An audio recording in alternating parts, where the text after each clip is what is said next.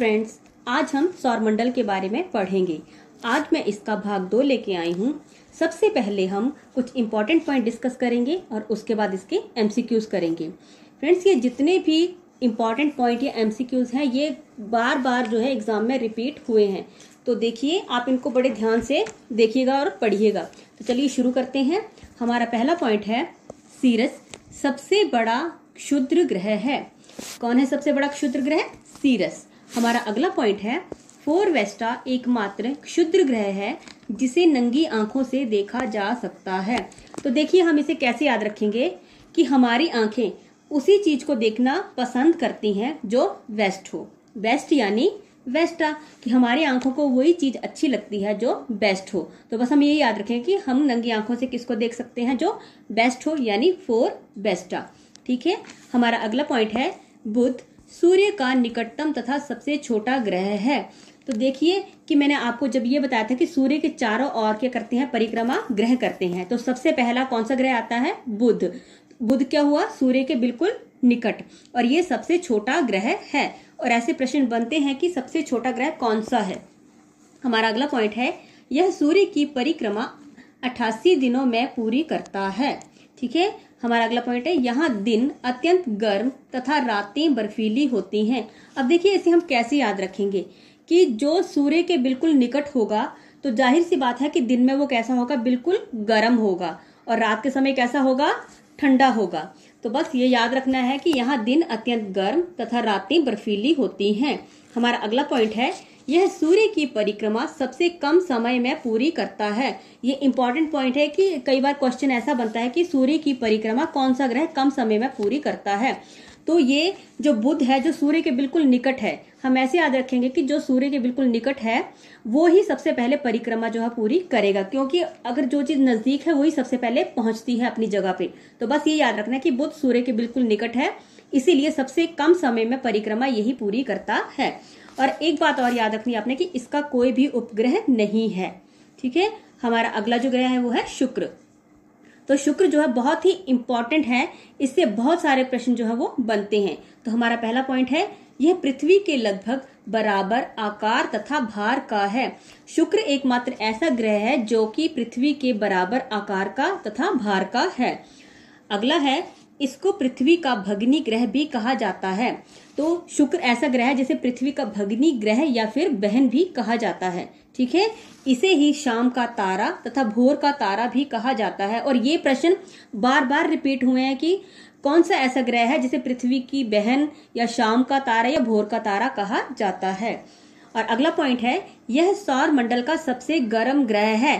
कौन सा ग्रह है ये? सौर मंडल का सबसे गर्म ग्रह। तो देखिए मैंने पीछे आपको बताया था कि बुध जो है वो दिन के समय अत्यंत गर्म होता है। आप इसमें कंफ्यूज मत होना कि बुध के बारे में ये बताया गया है कि ये दिन के समय अत्यंत गर्म होता है, लेकिन यहाँ पे शुक्र के बारे में ये बात हो रही है कि सौर मंडल का सबसे गर्म ग्रह है। ठीक है। तो आगे है यह सबसे चमकीला ग्रह है। अब जो बहुत गर्म होगा जाहिर सी बात है कि वो चमकेगा, तो चमकीला यानी कि शुक्र जो है सबसे गर्म ग्रह है और यही सबसे चमकीला ग्रह है। और एक और पॉइंट इसका ये है कि ये सभी ग्रहों के विपरीत पूर्व से पश्चिम की ओर घूमता है। कई बार ऐसे प्रश्न पूछे जाते हैं कि कौन सा ग्रह जो विपरीत दिशा में घूमता है। तो बाकी ग्रह जो है वो पश्चिम से पूर्व की ओर घूमते हैं, और ये शुक्र और एक और ग्रह है अरुण जो कि विपरीत दिशा में घूमते हैं। तो आपने याद रखना है कि शुक्र ग्रह जो है पूर्व से पश्चिम की ओर घूमता है और इसका भी कोई उपग्रह नहीं है। ठीक है फ्रेंड्स, कई बार आपको ग्रहों के नाम दे दिए जाएंगे और ये पूछा जाएगा कि कौन सा ऐसा ग्रह है जिसका कोई भी उपग्रह नहीं है। तो आपने याद रखना है कि सबसे पहले नंबर पे आया बुध जिसका कोई भी उपग्रह नहीं है, उसके बाद आया शुक्र, इसका भी कोई उपग्रह नहीं है। हमारा अगला ग्रह है मंगल। मंगल के बारे में हम पढ़ते हैं यह लाल ग्रह के नाम से जाना जाता है। अब सभी को पता है कि मंगल को लाल ग्रह के नाम से जाना जाता है। अब जिनको याद नहीं है वो ऐसे भी याद रख सकते हैं कि मंगल जो वार है वो किसका होता है? हनुमान जी का। और हनुमान जी को मंगलवार के दिन कौन सा ये चढ़ाया जाता है कपड़ा? लाल या फिर लाल सिंदूर। तो बस आपने ये याद रखना है कि मंगलवार हनुमान जी का दिन होता है और उस दिन हनुमान जी को लाल रंग का सिंदूर चढ़ाया जाता है। तो बस लाल से लाल ग्रह। हमारा अगला है मंगल के 2 उपग्रह हैं फोबोस तथा डिमोस। क्या है? फोबोस तथा डिमोस। तो देखिए इसे हम कैसे याद रख सकते हैं कि मंगल का अर्थ होता है अच्छा। ठीक है। तो मंगल को हम फेबुलस से याद रख सकते हैं। फेबुलस जहाँ फ वर्ड आ रहा है तो वो फोबोस हो गया। और डिमोस। अब डिमोस की बात आएगी तो अपने मंगल में से म हटा के गल याद रखना है कि गलना मतलब कोई चीज गल गल के डी यानी डिक्रीज यानी छोटी हो गई है। ठीक है, ये प्रश्न भी बनता है कि ऐसा कौन सा ग्रह जो सबसे कौन से ग्रह का उपग्रह सबसे छोटा ग्रह है, तो उपग्रह जो है वो सबसे छोटा डिमोस है। तो बस आपने याद रखना है कि ये गल गल के डिक्रीज हो गया यानी छोटा हो गया है। जैसे आपको पता है इंक्रीज बड़ा होता है तो डिक्रीज क्या हुआ, छोटा यानी डिमोस। ठीक है, तो पहले मैंने बताया कि पहले में आपने फोबोस में मंगल याद रखना है कि मंगल यानी फेबुलस, फोबोस बन गया। और इसी तरह डिमोस में याद रखना है म वर्ड को हटा के अपने गल यानी कोई चीज गल के कैसी हो गई, डिक्रीज हो गई है, छोटी हो गई है यानी डिमोस। ठीक है, अगला पॉइंट भी बहुत इंपॉर्टेंट है और इससे प्रश्न बने हैं कि मंगल ग्रह का सबसे ऊंचा पर्वत निक्स ओलंपिया है। तो पूछा जाता है कि मंगल ग्रह का कौन सा मतलब पर्वत है जो सबसे ऊंचा है। ठीक है, या फिर निक्स ओलंपिया किस ग्रह का सबसे ऊंचा पर्वत है। आपने दोनों ही चीजें याद रखनी है। अगर निक्स ओलंपिया के बारे में पूछा जाए तो आपको याद रखना है कि ये मंगल ग्रह पर है और मंगल ग्रह का सबसे ऊंचा पर्वत है जो कि एवरेस्ट से 3 गुना ऊंचा है। ठीक है फ्रेंड्स, हमारा अगला ग्रह है बृहस्पति। तो बृहस्पति के बारे में पढ़ते हैं। यह सौर मंडल का सबसे बड़ा ग्रह है। तो इसे कैसे याद रखेंगे, देखिए बृहस्पति, बृहस्पति में याद आ रहा है कि ये बहुत बड़ा बृहद बोलते हैं जिसको, बृहद होता है बहुत बड़ी चीज। ठीक है, तो बृहद से ही हमने याद रखना है कि बृहस्पति एक ऐसा ग्रह है जो सौर मंडल का सबसे बड़ा ग्रह है। ऐसे प्रश्न पूछे जाते हैं कि सौर मंडल का सबसे छोटा ग्रह, सबसे बड़ा ग्रह कौन सा है। ठीक है, और इसके कितने उपग्रह, 67 उपग्रह हैं। इसके 67 उपग्रह। अभी हमने पढ़ा कि 2 ऐसे ग्रह थे जिनका कोई भी उपग्रह नहीं था, एक था बुध और एक था शुक्र। अब हमने 2 पढ़े ऐसे, एक मंगल एक बृहस्पति, जिनके दोनों के ही उपग्रह हैं। ठीक है, तो आगे हम पढ़ते हैं इसके कौन कौन से उपग्रह हैं, जिनमें जो इंपॉर्टेंट है वही मैंने लिखे हैं। इनमें गैनीमेड, यूरोपा तथा कैलिस्टो प्रमुख हैं। ये आपने नाम याद रखने हैं कि ये 3 उपग्रह आपने याद रख लेने हैं कि बृहस्पति में कौन कौन से, गैनीमेड, यूरोपा और कैलिस्टो। ठीक है, तो अब देखिए कि गैनीमेड सौरमंडल का सबसे बड़ा उपग्रह है। अगर ऐसे प्रश्न बन जाए कि सौरमंडल का सबसे बड़ा उपग्रह कौन सा है, तो आपने बस ऐसे याद रखना है कि सबसे बड़ा उपग्रह उसी ग्रह का होगा जो ग्रह सबसे बड़ा होगा। तो हमें पता है कि सबसे बड़ा ग्रह कौन सा है, बृहस्पति। तो जाहिर सी बात है उसका ही उपग्रह जो सबसे बड़ा होगा गैनीमेड। या पूछ लिया जाता है कि गैनीमेड किस ग्रह का उपग्रह है। ठीक है, तो आपने याद रखना है कि बृहस्पति का। तो चलिए अगला पढ़ते हैं हम शनि। शनि के बारे में ये है, ये आकार में दूसरा बड़ा तथा बृहस्पति से छोटा ग्रह है। ये याद रखना है कि बृहस्पति से छोटा ग्रह कौन सा है, शनि है। ठीक है, यह नंगी आंखों द्वारा दिखने वाला सबसे दूर का ग्रह है। देखिए अब हमने ये सबसे पहले पढ़ा था कि नंगी आंखों से किस क्षुद्र ग्रह को देखा जा सकता है, तो वो था फोरवेस्टा। अब ये ग्रह जो बताया गया है ये कौन सा है, शनि, कि ये सबसे दूर का ग्रह है जिसे हम नंगी आंखों से देख सकते हैं। और मैंने आपको पहले भी बताया कि कौन कौन से ऐसे ग्रह हैं जिन्हें हम नंगी आंखों से देख सकते हैं। ठीक है, हमारा अगला पॉइंट है, इसके उपग्रहों की संख्या 62 है। तो कितनी है इसके उपग्रहों की संख्या, 62। ठीक है, तो चलिए अगला इसका जो उपग्रह वो है टाइटन, इसका प्रमुख उपग्रह है। तो टाइटन को हम ऐसे याद रख सकते हैं कि टाइट।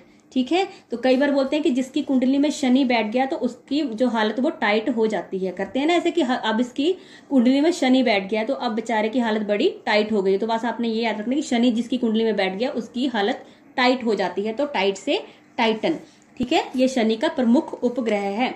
और एक और प्रश्न बनता है कि ऐसा कौन सा ग्रह है जिसके चारों ओर वलय पाए जाते हैं या 9 वलय पाए जाते हैं। तो देख शनि के चारों ओर 9 वलय पाए जाते हैं, ये प्रश्न बनता है। और ये सबसे कम घनत्व वाला ग्रह है। ठीक है, अगला है हमारा अरुण। अरुण ग्रह के बारे में पढ़ेंगे। यह ग्रह अन्य ग्रहों के विपरीत उत्तर से दक्षिण की ओर घूमता है। देखिए इससे पहले हमने पढ़ा था कि शुक्र भी विपरीत दिशा की ओर घूमता है, लेकिन वो पूर्व से पश्चिम की ओर घूमता है। और अब अरुण है जो उत्तर से दक्षिण की ओर घूमता है। और प्रश्न ऐसा बनता है कि कौन से ऐसे 2 ग्रह हैं जो विपरीत दिशा में घूमते हैं। तो एक बन गया शुक्र और दूसरा बना अरुण। तो ये दोनों ऐसे ग्रह हैं जो विपरीत दिशा में घूमते हैं। तो एक घूमता है पूर्व से पश्चिम की ओर और दूसरा घूमता है अरुण उत्तर से दक्षिण की ओर। और बाकी जितने भी ग्रह हैं वो घूमते हैं पश्चिम से पूर्व की ओर। ठीक है फ्रेंड्स, अब इसके कितने उपग्रह हैं, इसके 27 उपग्रह हैं। ठीक है, जिनमें एरियल तथा मिरांडा प्रमुख हैं। ठीक है, क्या कौन कौन से, एरियल तथा मिरांडा। अब इसका ये है कि इसके चारों ओर भी धुंधले वलय हैं। अब आप सोचेंगे कि मैंने शनि में भी वलय बताए थे और इसमें भी, लेकिन आपने ये ध्यान रखना कि इसमें धुंधले बताए गए हैं जबकि शनि में धुंधले नहीं बताए गए हैं। आपको सिंपल सा प्रश्न पूछा जाएगा कि ऐसा कौन सा ग्रह है जिसमें वलय पाए जाते हैं। अगर ऐसे पूछा गया कि धुंधले वलय पाए जाते हैं तब आपने अरुण ऑप्शन टिक करनी है, लेकिन अगर सिंपल पूछा जाए कि किसमें वलय है तो वो शनि होगा। ठीक है, अब हमारा अगला ग्रह है वरुण। तो वरुण के बारे में भी कुछ इंपॉर्टेंट पॉइंट डिस्कस करते हैं। यह मीथेन के कारण धुंधले हरे रंग का नजर आता है। अब देखिए, आपने ये याद रखना कि ऐसा बोलते हैं कौन सा ग्रह है जिसमें मीथेन पाई जाती है, तो वो वरुण ही ऐसा ग्रह है जिसमें मीथेन पाई जाती है और इसके कारण ये धुंधले हरे रंग का नजर आता है। तो कई बार ये भी पूछा जाता है कि कौन सा ऐसा ग्रह है जो धुंधले हरे रंग का नजर आता है। तो हरा आपने कैसे याद रखना है मैं आपको बता देती हूँ। वरुण, वरुण में जब आप रू वर्ड को हटा देंगे तो आपको वन यानी वन की साउंड सुनाई देगी। तो वन कैसे होते हैं, हरे भरे। आप रू को हटा के करना वन, और वन होते हैं हरे भरे। तो बस आपने याद रखना कि वरुण जो है वो धुंधले हरे रंग का नजर आता है। ठीक है, इसके 5 धुंधले वलय हैं। अब देखिए धुंधले किस किस में आए, एक अरुण में और एक वरुण में, तो इनमें जो भी वलय हैं वो धुंधले हैं। ठीक है, इसके 14 उपग्रह हैं जिनमें ट्राइटन प्रमुख है। तो देखिए शनि का हमने पढ़ा था टाइटन, अब वरुण का क्या है, ट्राइटन। तो आपने ट्राई और टाई में अंतर जो है वो याद रखना है कि ट्राई आएगा तो वरुण होगा और टाइट आएगा तो शनि होगा। ठीक है फ्रेंड्स, तो चलिए अब हम आगे के कुछ इंपॉर्टेंट पॉइंट डिस्कस करते हैं। जैसे मैंने आपको पीछे कुछ बताया है जैसे इनके इंपॉर्टेंट पॉइंट्स के बारे में, तो अब उसी से रिलेटेड हम आगे भी थोड़ा सा डिस्कस कर लेते हैं जिससे आपको याद रहेगा। तो देखिए सबसे नंबर 1 पर है सबसे बड़ा ग्रह, कौन सा है, बृहस्पति। तो बृहस्पति में ही बृहद की आवाज आ रही है, बृहद यानी बड़ा। तो देखिए सबसे बड़ा ग्रह कौन सा हो गया, बृहस्पति। और सबसे छोटा कौन सा बताया था मैंने आपको, बुध, जो सूर्य के बिल्कुल निकट है। ठीक है, पृथ्वी का उपग्रह, तो पृथ्वी का एकमात्र उपग्रह कौन सा है, चंद्रमा है। और ये प्रश्न बनता है कि पृथ्वी का उपग्रह कौन सा है। ठीक है, अगला है सूर्य के सबसे निकट ग्रह कौन सा है, बुध। मैंने आपको बताया था कि सबसे पहले नंबर पर आता है बुध, तो वही सूर्य के सबसे निकट हुआ। और सबसे दूर कौन सा हुआ, तो देखिए जैसे हम मतलब लाइन से पढ़ेंगे कि सबसे पहले बुध आता है, फिर बुध, उसके बाद क्या बताया, शुक्र, पृथ्वी, मंगल। मैंने आपको पहले इसकी ट्रिक बता दी है। ठीक है, उसके बाद बृहस्पति, शनि, अरुण, वरुण। तो सबसे लास्ट में कौन सा आया, वरुण। तो वरुण जो होगा वो सबसे दूर होगा और बुध जो नंबर 1 पे आया वो सबसे नजदीक होगा। तो अब है पृथ्वी के सबसे निकट स्थित ग्रह। इसमें कंफ्यूज नहीं होना है, ऊपर पूछा था कि सूर्य के निकट और यहाँ बोल रहे हैं पृथ्वी के निकट। तो देखिए बुध के बाद कौन सा ग्रह आ रहा है, शुक्र, और शुक्र जो है वो पृथ्वी, मतलब शुक्र के बाद कौन सी आती है, पृथ्वी। तो पृथ्वी के निकट कौन सा ग्रह हुआ, शुक्र। ठीक है फ्रेंड्स, अब अगला है हमारा कि सबसे अधिक चमकीला ग्रह। तो मैंने आपको बताया था जो सबसे गर्म होगा वही चमकेगा। तो सबसे गर्म कौन सा है, शुक्र। तो शुक्र ही क्या हुआ, सबसे चमकीला ग्रह। अब यहाँ पूछा है कि सबसे अधिक चमकीला तारा। अब यहाँ ग्रह नहीं पूछा, तारा पूछा है, तो तारा है साइरस। और ये प्रश्न बनता है कि सबसे अधिक चमकीला तारा कौन सा है। ठीक है, अब यहाँ पे दिया सबसे अधिक उपग्रहों वाला ग्रह कौन सा है, बृहस्पति। अब बृहस्पति के बारे में याद रखना आपने कि बृहस्पति यानी बृहद, बड़ा। तो इसमें सबसे बड़ा उपग्रह भी हुआ। ठीक है, हमारा अगला पॉइंट है सबसे अधिक ठंडा ग्रह। सबसे अधिक ठंडा ग्रह कौन सा है, वरुण। अब देखिए इसको कैसे याद रखना है कि जो सूर्य के बिल्कुल निकट था कौन सा ग्रह, बुध, तो वो क्या था, गर्म। अब सबसे दूर जो होगा सूर्य से वो कैसा होगा, ठंडा। तो वरुण जो है सबसे अंत में आता है, तो इसलिए हमने याद रखना है कि जो सबसे लास्ट में आएगा वही सबसे ठंडा होगा। तो बस सबसे अधिक ठंडा ग्रह वरुण। और सबसे अधिक गर्म ग्रह शुक्र। अब देखिए बुध और शुक्र में आपने कंफ्यूज नहीं होना है कि बुध के बारे में दिन में बताया कि दिन में वो अत्यंत गर्म होता है, जबकि शुक्र के बारे में ये बताया कि सौर मंडल का सबसे अधिक गर्म ग्रह है। ठीक है, रात्रि में लाल दिखाई देने वाला ग्रह कौन सा है, मंगल। तो मैंने मंगलवार के बारे में आपको बताया कि मंगलवार को क्या होता है, हनुमान जी का वो दिन होता है और उस दिन लाल सिंदूर चढ़ाया जाता है। तो बस आपने याद रखना है कि मंगल को क्या बोलते हैं, लाल ग्रह। ठीक है, सबसे बड़ा उपग्रह कौन सा है, गैनीमेड, और ये बृहस्पति में है। तो मैंने आपको यही बताया है कि जो सबसे बड़ा ग्रह होगा जिसमें सबसे अधिक उपग्रह होंगे तो उपग्रह भी उसी का सबसे बड़ा होगा, यानी गैनीमेड। ठीक है, सबसे छोटा उपग्रह, सबसे छोटा है डीमोस। तो ये कहां पर था, मंगल पर। ठीक है, तो मंगल का मैंने आपको बताया था कि म वर्ड हटा के गल वर्ड याद रखना है, यानी कोई चीज गल गल के डिक्रीज हो गई है, यानी डी से डिमोस। ठीक है, नीला ग्रह किसे कहा जाता है? ये तो सभी को पता है कि पृथ्वी को नीला ग्रह कहा जाता है। अगला है भोर का तारा, सांझ का तारा, पृथ्वी की बहन, ये तीनों ही कौन है? शुक्र ग्रह। ठीक है। हरा ग्रह, तो हरा ग्रह कौन है? वरुण। आपने रू वर्ड को हटा देना है, वन याद रहेगा तो वन पता कैसे होते हैं? हरे होते हैं, यानी हरा ग्रह। विशाल लाल धब्बे वाला ग्रह, विशाल लाल, अब सबसे बड़ा जो ग्रह हमारा कौन सा है? बृहस्पति। ठीक है, तो वही हुआ विशाल लाल धब्बे वाला ग्रह बृहस्पति। चलिए अब हम कुछ एमसीक्यू डिस्कस करते हैं। हमारा पहला प्रश्न है, निक्स ओलंपिया पर्वत किस ग्रह पर है? बुध, मंगल, पृथ्वी या शनि? तो मैंने आपको बताया कि किस पर है ये?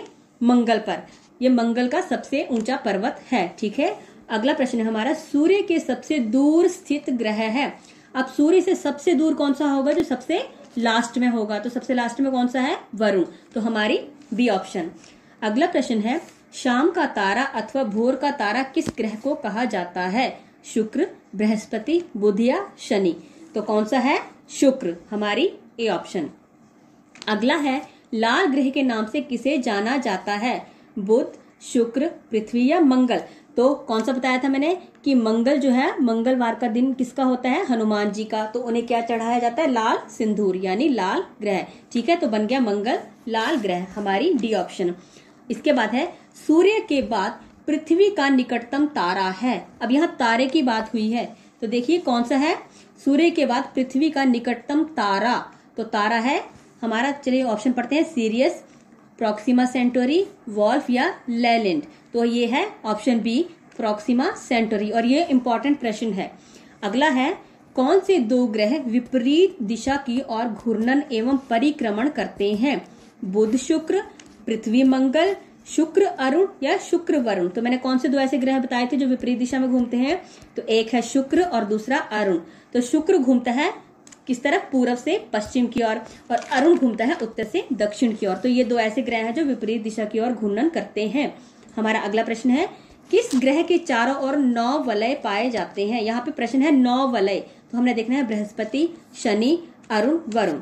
तो बृहस्पति में कोई वलय नहीं होता, शनि में जो है वो 9 वलय पाए जाते हैं, और अरुण वरुण में जो है वो धुंधले वलय पाए जाते हैं। बस आपने याद रखना कि 9 वलय किस में पाए जाते हैं? शनि। ये ऐसे भी दिया हो प्रश्न कि किस ग्रह के चारों ओर वलय पाए जाते हैं, तो आपने शनि ही जो है वो टिक करना है। ठीक है। हमारा अगला है, सौर मंडल का सबसे बड़ा उपग्रह, सबसे बड़ा, गैनीमेड, टाइटन, ट्राइटन या एरियल? तो वो है गैनीमेड, जो कि बृहस्पति ग्रह का उपग्रह है। हमारा अगला है, टाइटन किस ग्रह का उपग्रह है?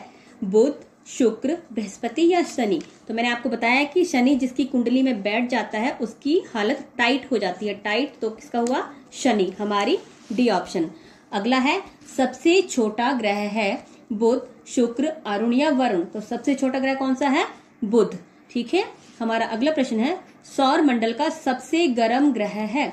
बुध, शुक्र, पृथ्वी, मंगल? तो मैंने आपको बताया कि सौर मंडल का सबसे गर्म ग्रह कौन है? शुक्र है, जबकि बुध जो है वो दिन में अत्यंत गर्म होता है। ठीक है, तो आपने इसमें कंफ्यूज नहीं होना है। हमारा अगला है, सौर मंडल का सबसे ठंडा ग्रह कौन सा है? बृहस्पति, शनि, अरुण या वरुण? तो कौन होगा ठंडा? जो सौर मतलब सूर्य से सबसे दूर होगा, तो कौन है? वरुण, हमारी डी ऑप्शन।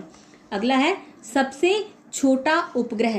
अब पहले पूछा था कि सबसे बड़ा छोटा ग्रह, और अब पूछा है छोटा उपग्रह। तो मैंने कौन सा बताया है? तो चलिए देखते हैं ऑप्शन ए, गैनीमेड, डिमोस, फोबोस या मिरांडा?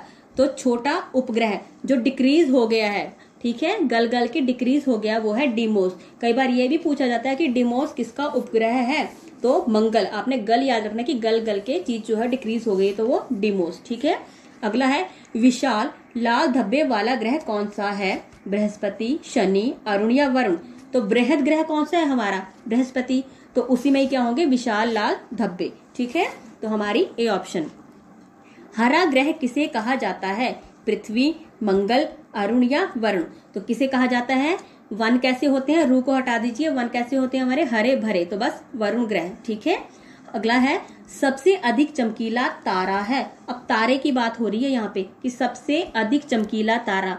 इससे पहले आया था कि पृथ्वी का निकटतम तारा, तो पृथ्वी का निकटतम तारा था प्रोक्सिमा सेंटोरी, लेकिन यहाँ पूछा है सबसे अधिक चमकीला तारा, और ये बहुत बार प्रश्न जो है पूछा गया है। तो चलिए देखते हैं option A, Sirius, Wolf, Proxima Centauri या लेलैंड?